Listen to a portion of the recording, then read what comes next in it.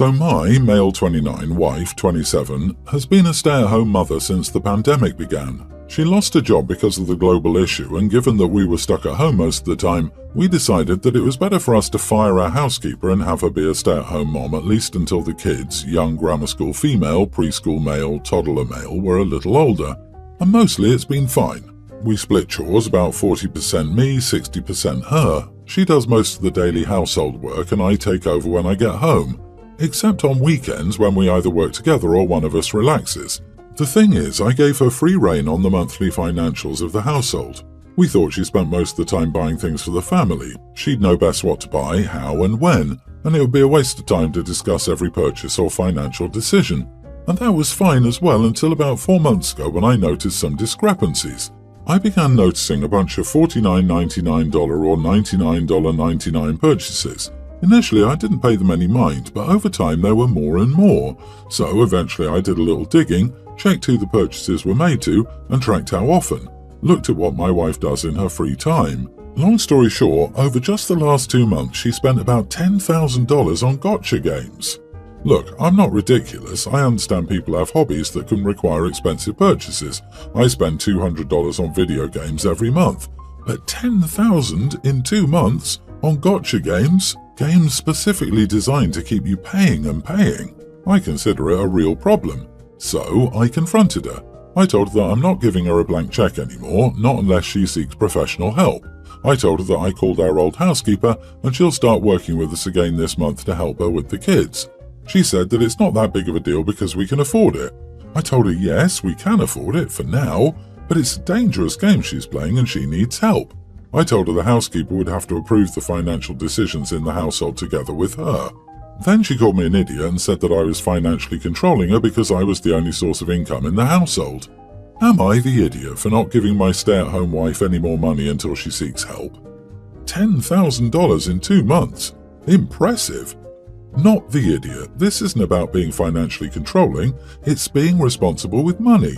Her argument that you can afford it is honestly terrifying. She spent $10,000 in 2 months on basically nothing at all. Nothing. It's not even gambling in the sense that she could have won something. She just spent it on digital nothingness. And if she keeps it up at that pace, you're not going to be able to afford it. You could lose your house, your savings. You could end up in the kind of debt you can't dig your way out of. She needs therapy. Yeah, I'll bet she didn't even realize it had gotten to that extent. Your wife has a problem, one that could potentially create significant problems for your family. Do you know if she was doing that with the money she earned before? Personally, I think she should go back to work to pay off her gaming addiction without a housekeeper. Given that you've already rehired the housekeeper, you should still expect better accountability, starting with paying the housekeeper's salary with her earnings. You are the idiot because this housekeeper thing is insane. Overall, I'm on board with this post, but you cannot put this on your housekeeper. She cleans houses. It's not her job to be a financial babysitter for your wife's app store addictions, and you're putting her in a terrible position by expecting this of her. It sets up an innocent worker to bear the brunt of your wife's abuse and insult when you're not around. Agreed, this took a wild turn. Why would your housekeeper be an appropriate person for this at all? Really, you need to have a conversation with your wife about it and why she's doing it. Did she know she spent that much? Is it an addiction? Is it depression? Do you actually just make enough money it doesn't matter? Is she financially literate? Does she have some kind of financial trauma that makes budgeting hard or impossible? And it just became relevant when she got into these games. From there, you can look into counselors or therapists, but suddenly and without warning, cutting her off and setting up a gatekeeper, a la your housekeeper, truly sucks. My husband, 26, and I, 25 female, have a young baby. After the first month or so, I took on full responsibility for the night feeds. This makes sense since I'm exclusively breastfeeding, and I think there's no reason why we both should have our sleep interrupted when there's not much my husband can add to that equation. To compensate, my husband usually takes the baby in the early mornings with a pumped bottle of milk, so I can get a few extra hours of sleep. Although the arrangement does work, the lack of sleep has been taking its toll on my mental health recently. In addition, although my husband is a great and very present dad 99% of the time, there have been multiple occasions very recently in which I felt I'm being treated as the default parent. He's agreed that he needs to be more considerate about automatically assuming that I will take care of the baby if he wants or needs to do something else. This morning I was particularly exhausted after a difficult night and told my husband I was at my limit and needed a serious break for a few hours. He said no problem. However, about half an hour later, he told me he was going to the gym with his friends and would be back in a few hours. I immediately got very upset and said I couldn't believe he was saying this after the conversations we just had. He said going to the gym was important for his mental and physical health, so he needed to go. I said I really needed a break now and asked if he could at least go later, e.g. in the evening, so I could get a proper break first. He said I needed to be more flexible, that he would take over taking care of the baby as soon as he was home, and that I could just rely on his mother to help out for a few hours. We live with my in-laws and went anyway. I feel very unsupported and alone. His mother is very helpful, but she has her own responsibilities, and I can't exactly ask her to contact nap with the baby for 3 hours while I relax and unwind. I appreciate that mental and physical health are important for new dads and new mums. So, am I the idiot for wanting my husband to delay his workout for my benefit? You weren't forbidding him from the gym completely, just asking him to go at a time that worked better for the family. Honestly, all the stuff about his mental and physical health is irrelevant in this situation. There were several options to get his gym time in and not shaft you on sleep, and he chose none of them because he assumed you'd just pick up his slack. Not cool. Not the idiot, and your husband needs to step up. Husband can suck it on needing this for his mental and physical health. He's getting a full night of sleep each night because his angel of a wife is willing to take on the full burden of sleep deprivation for 9 solid weeks. Sleep deprivation is categorized as torture. She's willing to undergo torture for him so he can sleep at night, and he somehow thinks his mental and physical health comes before hers. That is a flaming pile of selfish BS. He is treating her as the default parent and thinks he gets cookies for putting in any effort. His job should be to take care of the baby solo for at least 5 hours a day, so she can get a solid chunk of sleep before she gets too exhausted and drops the baby. I don't think he's aware that he's the father of that child and that his responsibilities and priorities changed the second that child was born. He absolutely sees you as the default parent and is not pulling his weight. He needs to step up and grow up. Obviously not my decision, but I wouldn't recommend having more children with him unless he can prove he can be a good father and a good partner. Until that, you're a married single mother, love. My parents host a barbecue for the 4th. I paid for all the meat and fixings. My mom made the sides and my sister-in-law made a dessert of strawberry shortcake, peach cobbler and blackberry cobbler.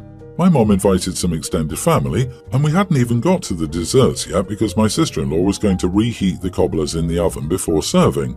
I get in the kitchen and half of each dessert is gone, and I see my cousin grabbing leftover meats and she's heading out the door. This party was supposed to last at least a few more hours of just sitting around and shooting crap. I stopped my cousin and told her to put the food back. My sister-in-law comes in upset, like, what the heck? The cobbler is ruined for everyone because she left the crust on top undercooked, so she put it back in the oven to reheat it. So she's yelling at my husband, who didn't bring one single thing to the cookout other than her greedy self. My cousin started in on the tear fest and how she's a single mom of 4 and how she's heading to work soon, so the kids who didn't come had to eat. She's literally taking half the food for 4 kids that was supposed to feed almost 24 people. I told her to leave the food and go. Instead, she dumps the plates of food on the ground so now no one can eat it. My sister-in-law started crying at this and my cousin yelled at her for playing the victim when she left. I'm awkwardly comforting my sister-in-law until my brother comes in because my cousin yelled at our grandma about hospitality. My aunt and her family left after that, and my mom was upset with me that I should have just let my cousin take the food to avoid all of this drama. I didn't think I was in the wrong, because who takes half of the dessert before we even put them out? Everyone is acting upset at my sister-in-law and me, other than my brother, for just not keeping the peace of the party. Not the idiot, your cousin is one of a kind. Her entitlement is staggering. Her greed is astonishing. She needs to be scolded for her rudeness and greed, not coddled. Nor everyone giving in to her shenanigans to keep the peace, as she's the one who disturbed it. Hope you cut her off and her flying monkey. That is some awful circus. You don't have to suffer the crap show if that's the only thing she brings to the table. Your family has created this monster just to avoid all the drama. They're all wrong. I had an aunt like this. She actually loaded up on food to go for her kids at the repast for my brother-in-law's funeral. After a while, people stopped inviting her places. I suggest you do the same with your cousin and anyone who supports her actions. She's a selfish human. And remember, no one that is desperate for food drops it on the ground. This is what I was thinking. No way would she have thrown all the food on the ground if she were really in a food insecure situation and needed to feed her kids. She's just a freeloader. Also, how did she think she was just going to sneak out with nobody noticing when she cut out half of 3 desserts? But family, be the bigger person. Keep the peace. You did the right thing. Your cousin caused the drama by stealing the food and ruining sister-in-law's desserts. Frankly, you should send her a bill and tell her she can either pay it privately or in small claims court. I get it that Mom doesn't want to lose her sister, but really, who can tolerate such petulant behaviour? My parents have been divorced since I, a teen male, was a baby. The divorce was pretty high conflict and they've never been the kind of people who stayed in each other's lives outside of me. I've been repeatedly told there was no cheating, but my mom has admitted to me in recent years that she didn't like how my dad treated her at the end of their marriage. But she said that didn't mean it needed to come between me and him. It just meant she would never be able to be friends with him or form a makeshift wider family with all of us. My dad got married for the second time when I was like 5. He and his wife have had an awkward relationship. They are sort of open, but in the past were also kinda on and off. So they've had kids with other people and each other for the last 11 years. The dynamic has meant they don't have a lot. Of us all, I'm the most financially secure because Mom has always taken good care of me and she can afford things my dad can't. We've vacationed every year except for 2020 and 2021. Sometimes we even go twice a year. I've been all over the world with my mom. Dad could never afford a vacation. I also get new clothes whenever I need or want something new, while they have to share a lot of hand-me-downs and thrift store buys. I get more gifts at Christmas every year and better gifts. They mostly get practical stuff while I get fun stuff. When I turned mid-teen, my mom brought me a nice but second-hand car. None of the others are that age, yet my dad and his wife won't be able to afford it. Same with vacations. My mom has always asked me where I'd like to go. Normally my first choice is one out, but only sometimes. But I always want to go to fun places. This is something Dad pointed out a lot in the last couple of years. He said it was all stuff many kids would like, and I was like, yeah, because Mum gives me the input in the decision of where. Dad was like, so you request these places? And I'm like, yeah. Mom and I got back from vacation last week, and when I went to my dad's, he was angry. He said I was selfish and cruel to request these vacations when I knew the other kids would love to go to all these places, and he accused me of intentionally choosing places they would never be able to go just to be an idiot to them. I said no, but I won't lie about where I want to go to spare their feelings. He said I should, that I should love and care about them enough not to let them miss out like that.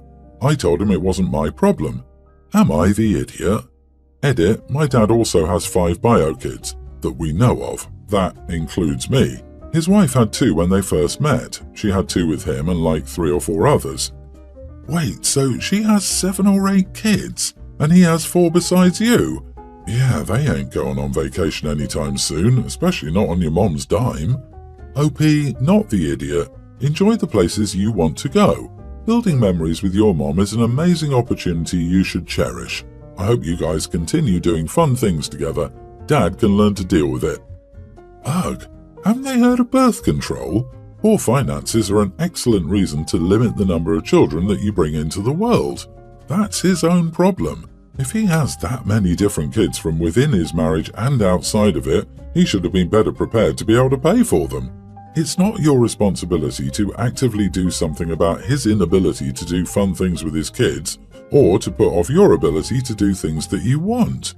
I'm not sure how old your siblings are or what your relationship with them is like, but at the end of the day, it's your mother footing the bill, not your dad. Honestly, OP's dad sounds quite petty and jealous of what the mom provides for their son.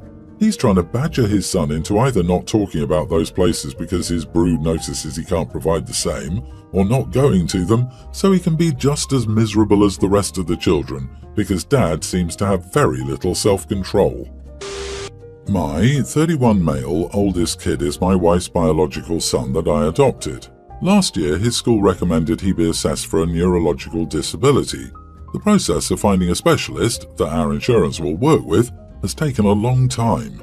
This specialist wants a lot of medical background information on our son. My wife only has her medical background information, which she provided. The specialist said this wasn't sufficient.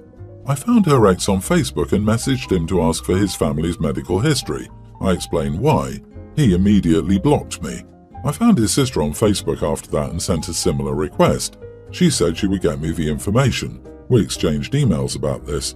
I got an email from the guy telling me to stay away from him and his family or he'll sue me. I told the guy I was just trying to find the information I needed, and if he wasn't willing to help me, I would explore other avenues. He called me an entitled idiot and said I had no right to his personal information. He said scum like me is the lowest of the low. I have, however, continued to email his sister despite his objections. Am I the idiot here? Sure, it's his personal information, but it's my son's personal information too, and he needs it. Could I actually be in the wrong? Not the idiot. Your wife should have handled it, but you're not an idiot for doing right by your child. X is not obligated to provide anything. I'm curious about the specialist. Have they never heard of adoption before? What do they mean by insufficient? Not everyone has access to both biological parents' family medical background. I find it hard to believe they wouldn't complete the testing because bio-dad is an idiot. I would agree with this if the child were his stepson, but he's OP's adopted son, and OP and Mom are equally responsible for and entitled to information about the son. Of course, the specialist knows about adoption, but when you may have a heritable condition, it greatly impacts what they test for and what they can rule out. They don't refuse to run tests if you don't have your full background. It's more difficult, and often more expensive, to make diagnoses with less information available. LOL, that guy is a disgrace, refusing to provide medical history that could help his child. He abandoned his child as a newborn and now calls you the lowest of the low for asking for medical info. Sounds like a real winner. I'm not sure why so many people don't get why your wife doesn't want to talk to this man. It's pretty obvious to me. Thank you for stepping up for your kid. You're awesome.